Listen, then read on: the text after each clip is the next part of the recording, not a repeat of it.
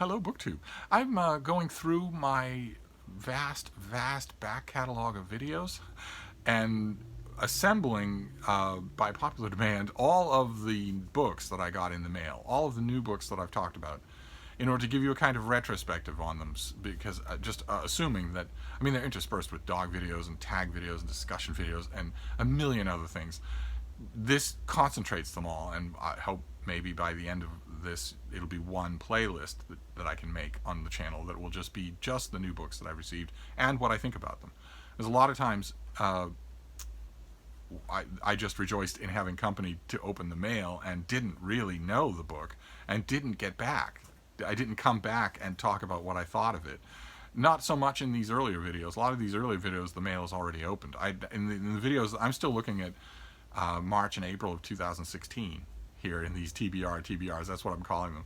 I'm still looking at those early months when I opened the mail myself. It didn't. Most of the time, it didn't occur to me to open it on camera, and most of the time, even after I'd opened it on camera, it didn't occur to me to talk about every book.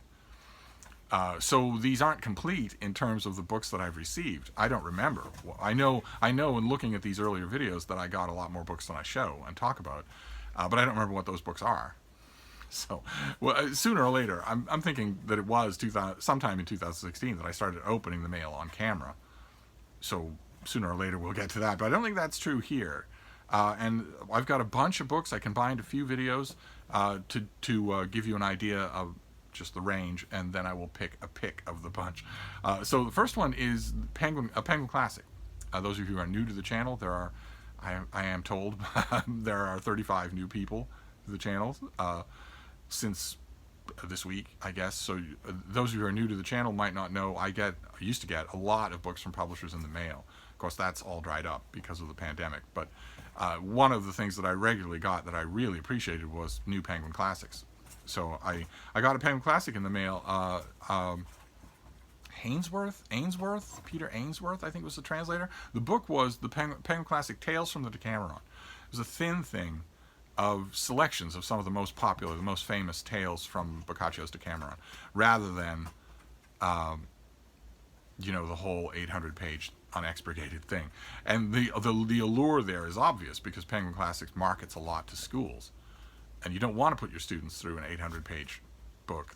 There's only a handful of them that will fall in love with it.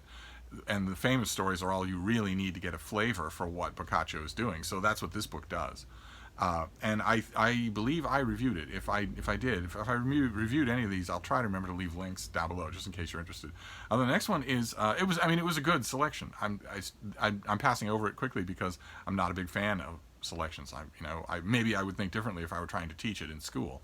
But even if I were, I've been in that position with the Canterbury Tales, and even if I were, my thinking, I'm sure, when it came time to ordering books would be, I'd rather that they have the whole thing, so that if they don't get rid of it, maybe if they don't sell it or they don't dump it somewhere, maybe they'll go back to it. At least they'll have the whole thing if they do.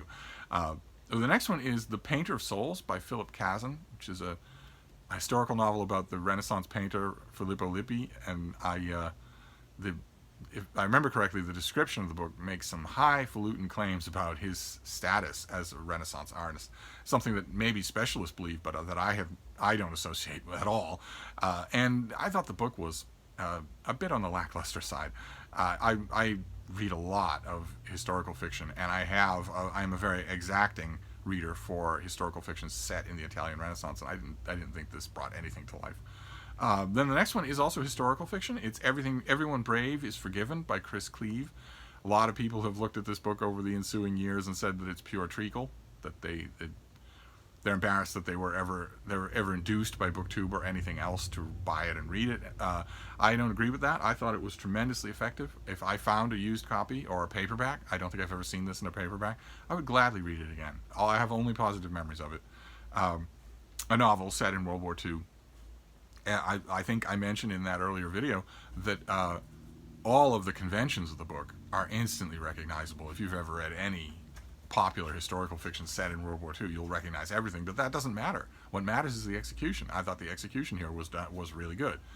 Then the next one is nonfiction. It's a book called Why Write by Mark Edmundson, his follow-up to an earlier book of his own called Why Read. And Why Right is incredible. Just amazing. Mark Edmundson is a thoroughly enlightened teacher, a wonderful teacher of these concepts. And Why Write and Why Read, I wish they were together in one big fat book, but if you write or read, you definitely should read these books. They will be endlessly thought-provoking for you. Then the next one was a novel called A Life Apart by Neel Mukherjee. Neel Mukherjee is an author that I respect. I expect great things from this author, but I didn't think that A Life Apart was great. The more I look back on it in my memory, the more disappointing I found it. Then the next one was YA, The Glittering Court by Richelle Mead, and it was choked with cliche. Just talk about every gimmick being predictable. It was exactly the same thing as Everyone Brave is Forgiven, only I don't think the book rose above that at all. I think it was just a collection of instantly familiar, recognizable YA fantasy stuff. So whereas it shares that familiar territory in common with Everyone Brave is Forgiven, Chris Cleave's book I thought was energetic, and The Glittering Court I thought was lazy. And that's the thing that makes the whole difference if you're treading such familiar territory. So I don't know if Glittering Court ever had a paperback. I don't know if it ever had sequels, but I doubt I would ever revisit it. Then there was a book by William Howell and Terry Moe called Relic. That is downright chilling in retrospect to think about. I'm sure that I don't have a copy anymore, but I'm sure that if I went back and reread it, I would be horrified. Because in it, the authors seem to make a straight-faced argument for the enlargement of presidential executive power, of dictatorial power by the president. That he can lob a half-assed piece of legislation at Congress, and if they don't seriously deliberate it under a strict timeline, it becomes law because he thought it up. And if that was unthinkable in the lame duck waning days of Barack Obama, then what is it now? What is it now? It was unthinkable then. It was a silly, ridiculous book then. Really, if I were being negative or uncharitable, I would say it was these authors' job application to Donald Trump, to an authoritarian regime that doesn't like the rule of law. But what they're describing in this book has nothing to do with the American Constitution, and it has nothing to do with the constitutional powers of either the Congress or the President. This book is a very thinly veiled call for absolute monarchy, for a dictatorship like North Korea. Horrifying that it got past the buying agents at a major publisher. Just horrifying. The next one is by Barry Turner. It is Karl Doenitz and the Last Days of the Third Reich. And it's a study of the Third Reich after the assassination of Adolf Hitler. Or after the, sorry, oh God, don't get the conspiracy theorists going. After the suicide of Adolf Hitler. When his chosen successor, Admiral Doenitz, took over the Third Reich and became basically the second Fuhrer. And I thought it was wonderful. Just fantastic. I don't have it anymore. As soon as I looked at that video, I immediately looked for the book on my shelf, and I, for some reason, don't have it anymore. I must have given it away to somebody, to one of you, although I was in these videos, I was in early days of giving books away to you people, but maybe I did, or maybe to a friend who came over at the time. Those were blessed pre-COVID days when I had friends over every week for wine and calzone, and when the evening gets late and blurry with wine and happiness, often if my guests were bookish people, they would spot things that they wanted, and my answer, under normal circumstances, even stone cold sober, my answer is almost always take it. Absolutely, just take it. But when I've been drinking, that answer is far more emphatic and far more immediate. So that's probably where it went. But it was really good. It's a really good book about the very last flickering embers of the Third Reich and the man who was in charge of that. Then the next one is Homintern by Gregory Woods. It's a fairly light, I don't want to say shallow, but it's not very challenging look at how the homosexual element of American society has contributed to the art scene, to culture and whatnot. It was entertaining, but it wasn't. It never made me think. It never challenged any of my presuppositions about any of that subject. I don't know. Those of you who don't know anything about the subject but are interested in it, maybe getting it from the library would be a good idea if your library has it. Then the next one, we go back to World War II. This is Anatomy of Malice by Joel Dimsdale, which is a short but intensely memorable book about putting Nazis on trial after the war. again immediately looked for it, and I don't have it, and I don't know why. I don't know why I would get rid of this or the other book. I have a deep fascination with the whole era of World War II, and these were two really good books on that subject, and they're not here. So, but I strongly recommend it. There are of course a million books on, for instance, the Nuremberg trials, a million books. Some of them very long, 800, 1,000, 1,200 pages. And I recommend a lot of them, but this one I recommend too, and it's much shorter, much shorter. It's 150 pages soaking wet. Then Nigel Spivey's book, the Classical World, a fairly standard trot through ancient Greece and ancient Rome, the major names, the greatest hits, the who's who. It doesn't again, it isn't anything revelatory or paradigm shifting, but it is competently done, and there are passages, especially in my opinion, about ancient Greece that are fairly eloquent. For me, it wasn't memorable at all. I have a small collection of books on the classical world. I wouldn't have dreamt of keeping this one. And the last book that we'll do is also from the classical world, a bit of an oddity. It's the Aeneid, Book 6, translated by Seamus Heaney. And it's an oddity not only because Heaney wasn't a classical scholar, but also because he was long dead when this book came out. It's a tiny little thing of just that one book of the Aeneid.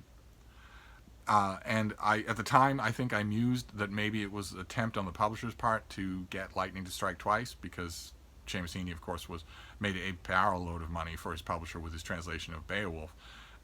This didn't do that, but it did get a lot of critical reaction. A lot of people.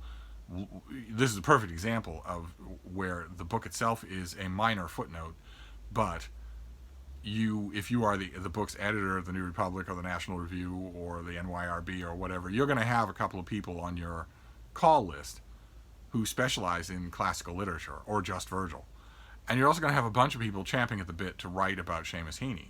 And so you've got a piece that's just hanging there low on the vine. And if you are an editor of a book section in such a place, or I might add in any other place, anywhere, you're going to be desperate for pieces. You might think, well, no, if it's the New York Review of Books or the New York Times Book Review, well, then I'll have a huge backlog and I'll have things at my beck and call. No, they come late. They come in horrible shape. They don't come at all. You're always bolting awake at night in a cold sweat, wondering if you're going to be able to fill your table of contents. So this thing got reviewed extremely widely.